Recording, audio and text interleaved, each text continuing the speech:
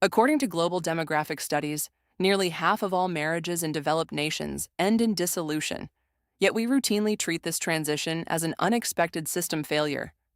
We spend months planning weddings, down to the texture of the table linens, but possess no cultural blueprints for dismantling a household.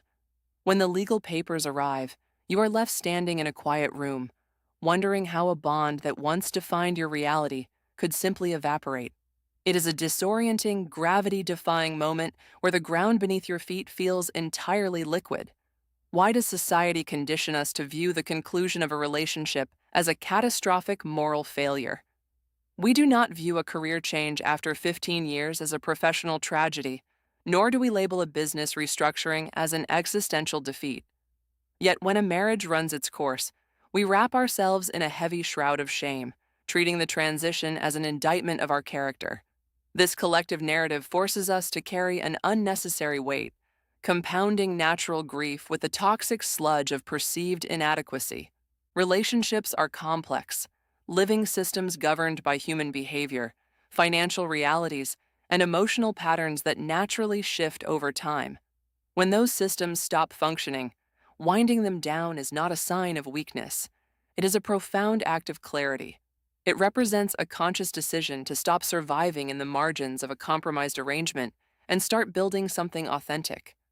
Shifting our perspective from tragedy to transition allows us to strip away emotional static and look at our lives with pragmatic optimism. Right now, you might be sitting at a kitchen table surrounded by bank statements, custody schedules, and a nagging panic that whispers you have ruined your life.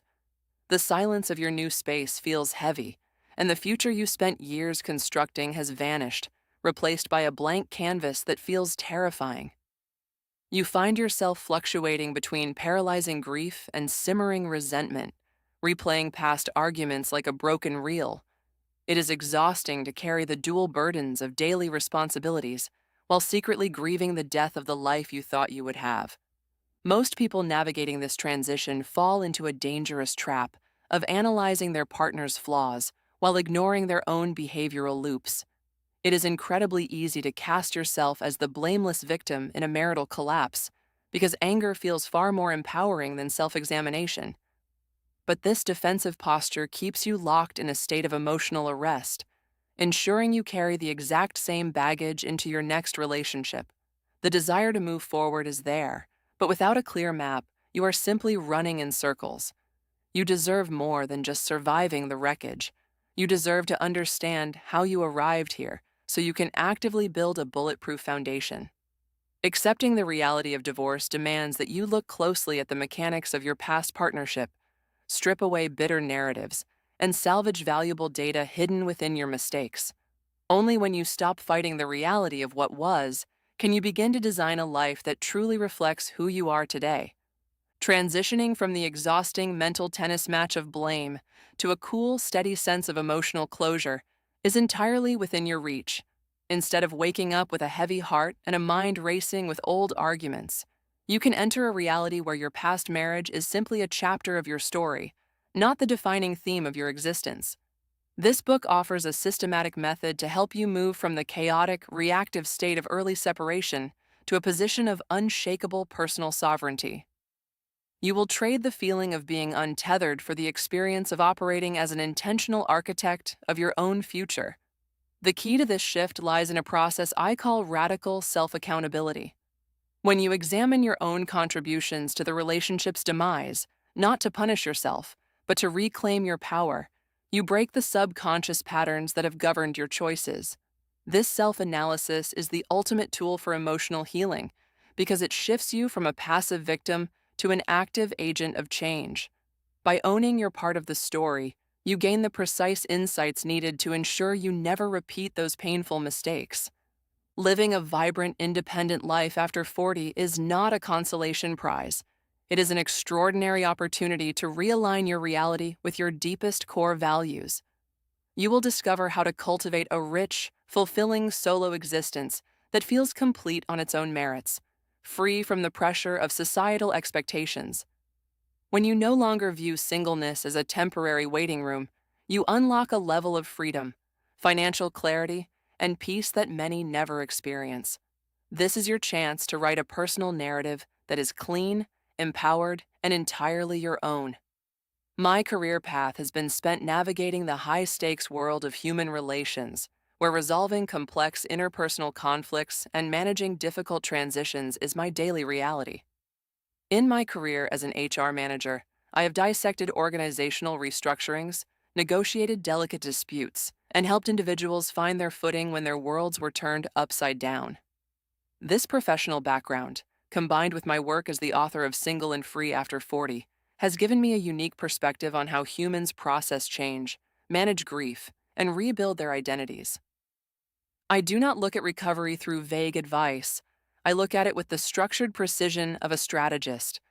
Operating under a simple philosophy, I believe it is completely normal for a marriage to end, but it is a tragedy to let that ending embitter you or stall your personal evolution. Over the years, I have coached countless individuals through starting over, helping them apply the same structured optimization to their personal lives that a financial planner uses to execute a successful turnaround. I have sat across the table from people who felt entirely shattered and watched them transform by applying rigorous self-honesty and clear-headed logistics. I am not here to offer sugar-coated platitudes. Analyzing relationship dynamics requires a balance of deep empathy and objective analysis, much like auditing a complex ledger. We must look at the cold, hard data of our past choices without emotional distortion if we want to build a secure future. My role in these pages is to act as your trusted, knowledgeable strategist, guiding you through the emotional accounting of your divorce with warmth, directness, and pragmatic optimism. Together, we will dismantle unhelpful myths and replace them with actionable steps that yield measurable emotional dividends. Throughout the upcoming chapters, you will acquire a comprehensive toolkit designed to guide you through every phase of this transition with absolute clarity. We will begin by reconstructing your mindset, shattering the outdated societal stigmas of divorce, and framing this ending as a natural, healthy transition. You will learn to conduct a thorough, non-judgmental audit of your past relationship patterns, identifying the specific triggers and communication breakdowns that contributed to the marriage's end. This self-analysis is not about assigning blame. It is about gathering the vital intelligence required to protect your future. Beyond the emotional work, you will learn how to navigate the essential logistics of your new life with confidence and precision. We will dive deep into financial restructuring, helping you assess your post-divorce resources, build a sustainable budget, and secure your long-term independence.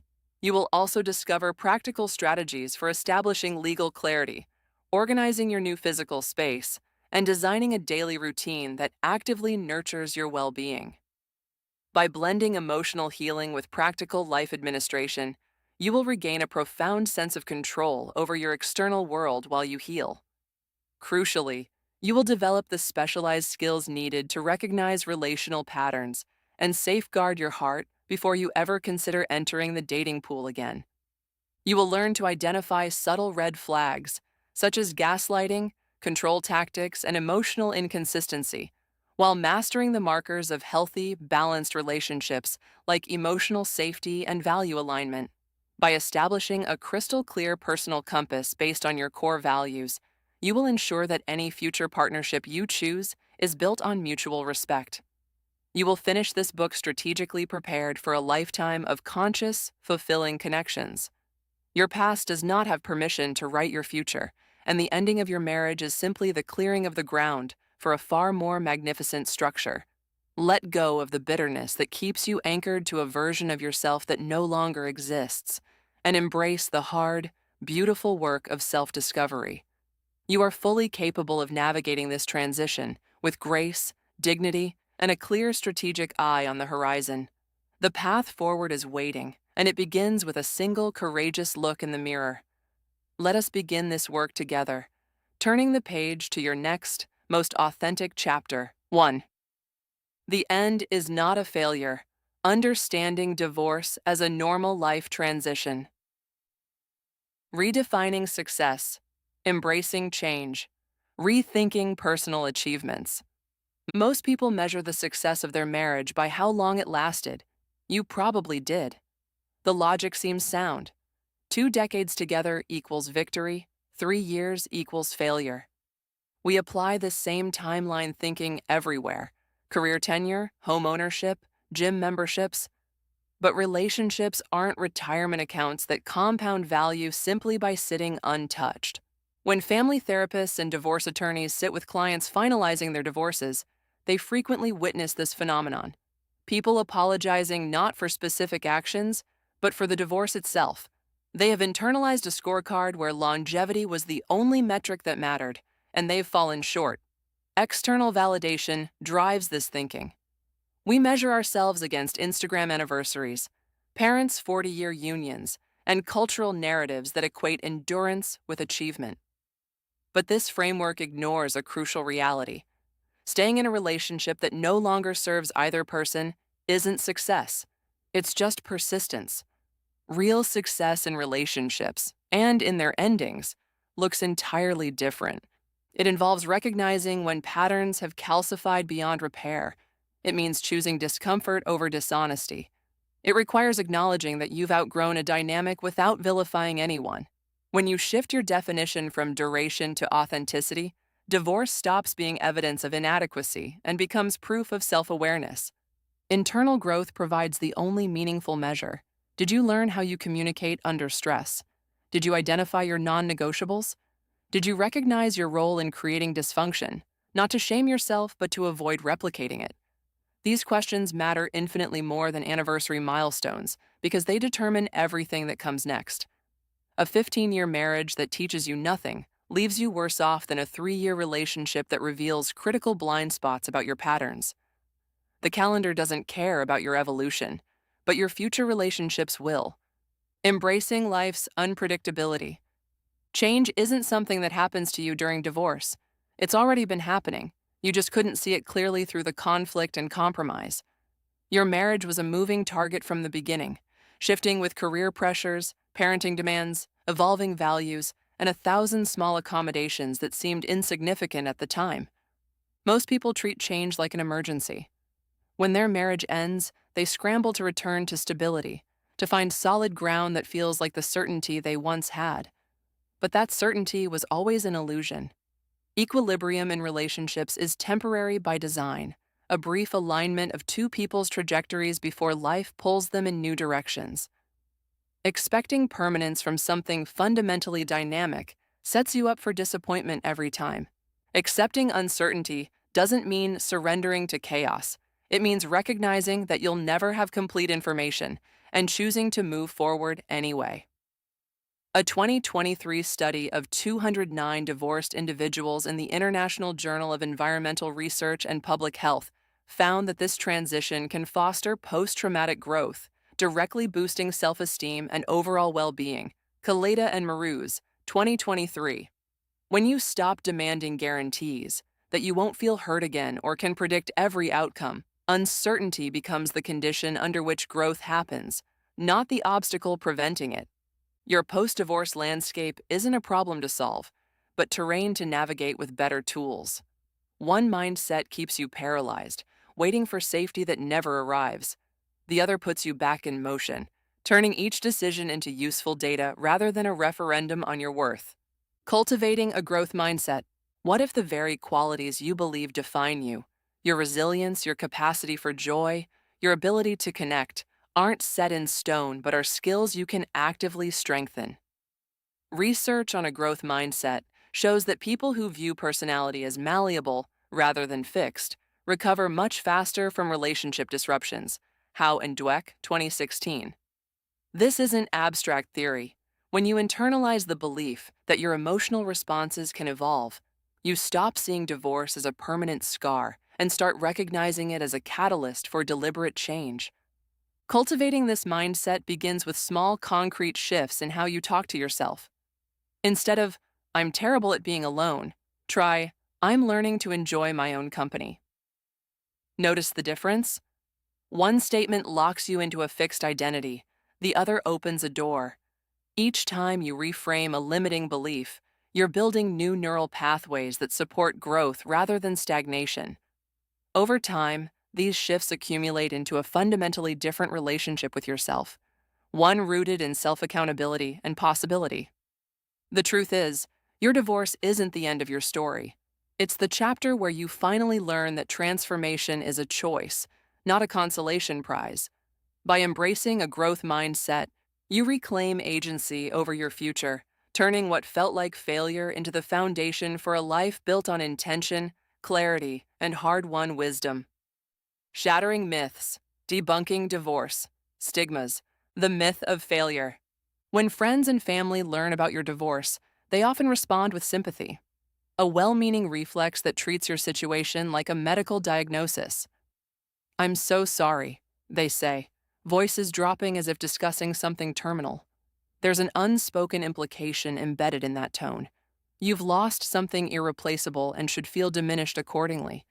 This social script reinforces a pervasive myth that divorce represents personal failure, a fundamental flaw in your character or judgment. The failure narrative operates like compound interest, silently accumulating shame with every pitying glance and awkward conversation. You start cataloging your mistakes, wondering what's wrong with you that you couldn't make it work. Your parents managed 50 years together. Why couldn't you last 10? But consider what we don't label as failure: leaving a job that's crushing your spirit, moving from a city that no longer fits, ending a friendship that's become toxic. We understand these transitions as necessary recalibrations, evidence of self-awareness rather than defeat. A career change after 5 years doesn't mean those years were wasted. It means you extracted what you needed and recognized when diminishing returns had set in. Marriage endings deserve the same pragmatic lens. Staying in a relationship that's eroding both partners isn't noble.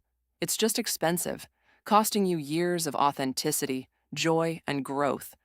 The real failure isn't the ending itself, but refusing to examine what the relationship revealed about your patterns, needs, and blind spots. When you frame divorce as catastrophic defeat, you miss the data entirely.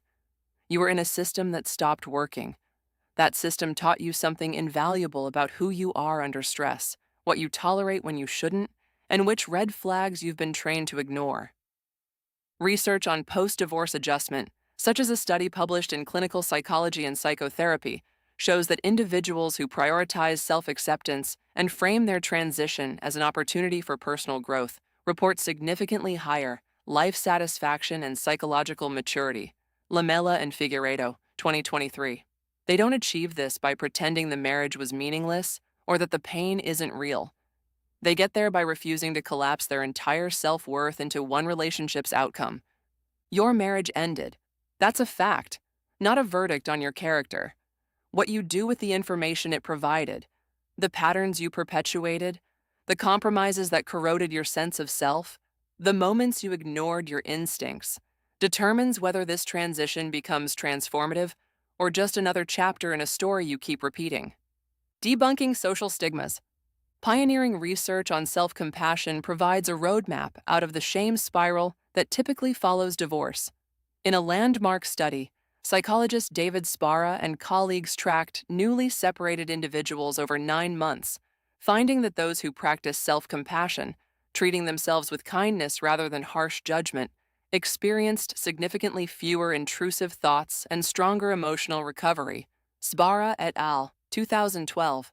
Furthermore, research by Kristen Neff shows that targeted training can raise a person's self-compassion levels by 43%, which directly correlates with lower anxiety and depression. Neff and Germer, 2013.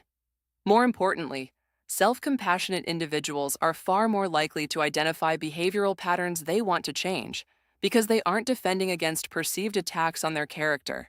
When you stop treating yourself like the enemy, you create mental space to actually learn from what happened. Think of it like this. If someone came to you with their divorce story, would you tell them they were weak, selfish, or fundamentally flawed? Probably not.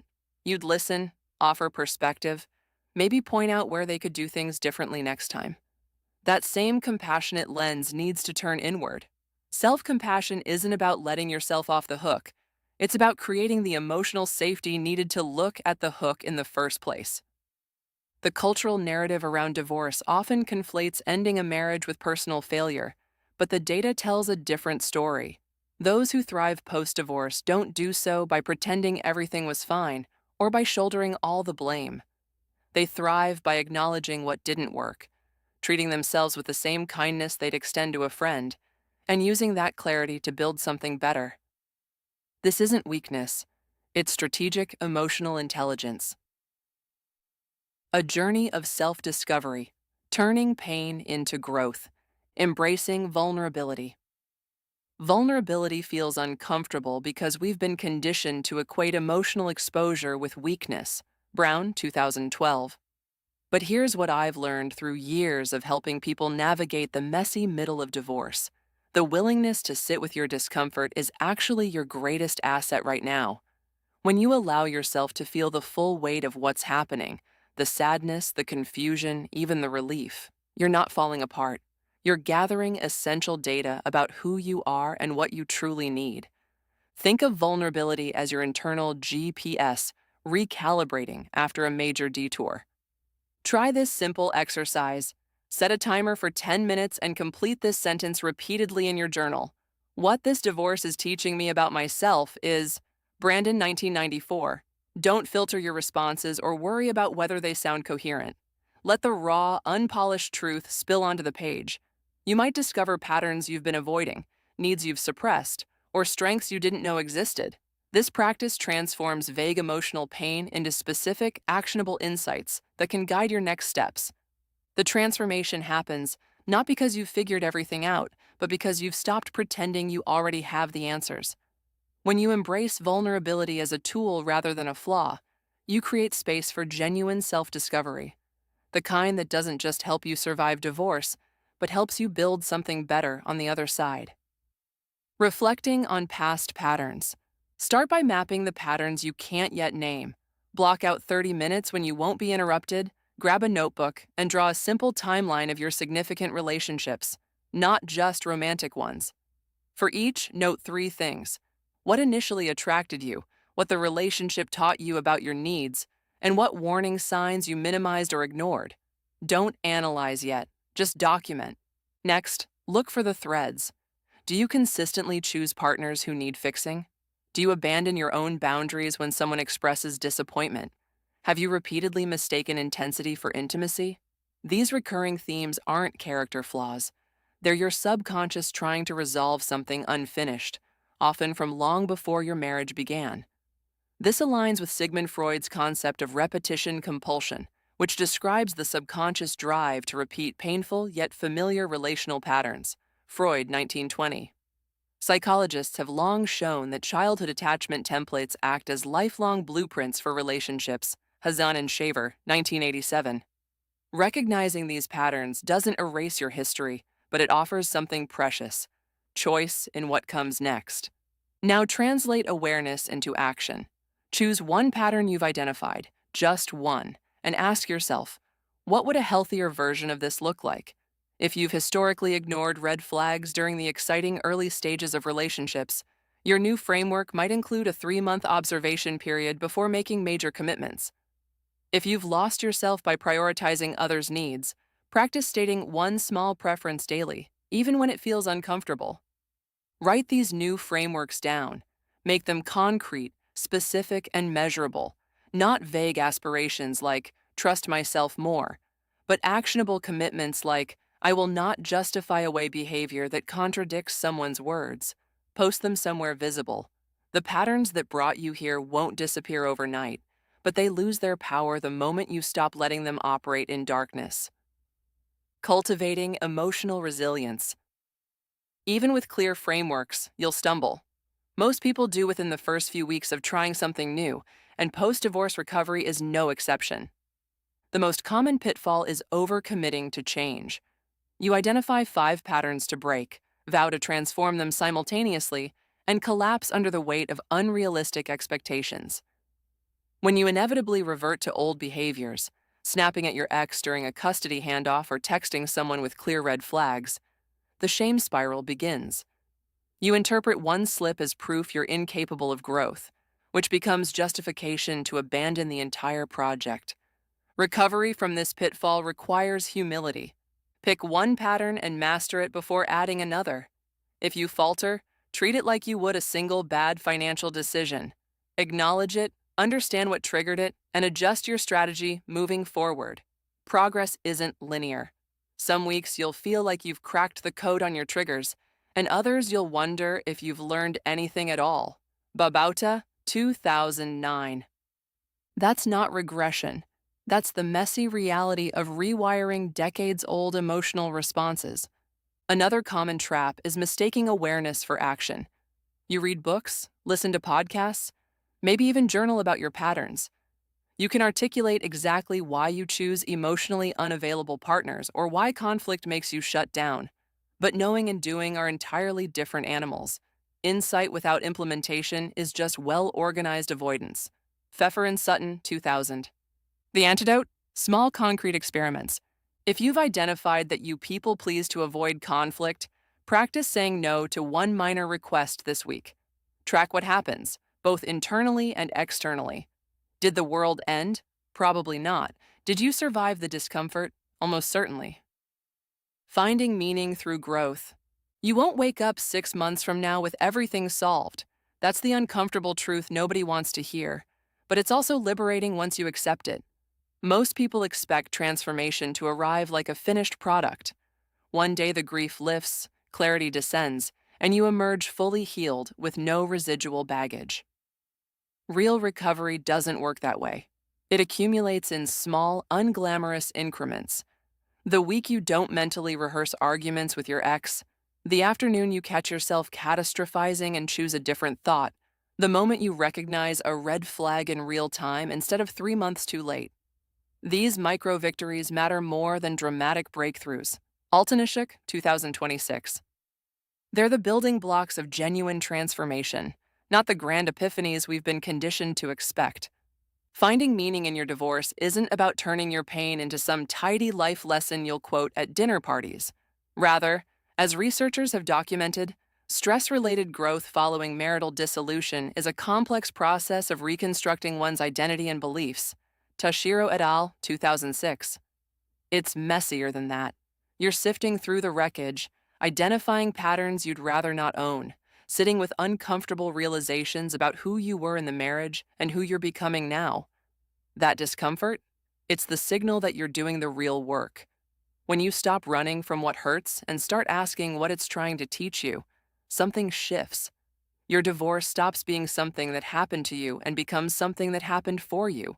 A painful, necessary recalibration that makes space for a more authentic version of your life. Kaleda and Maru's 2023.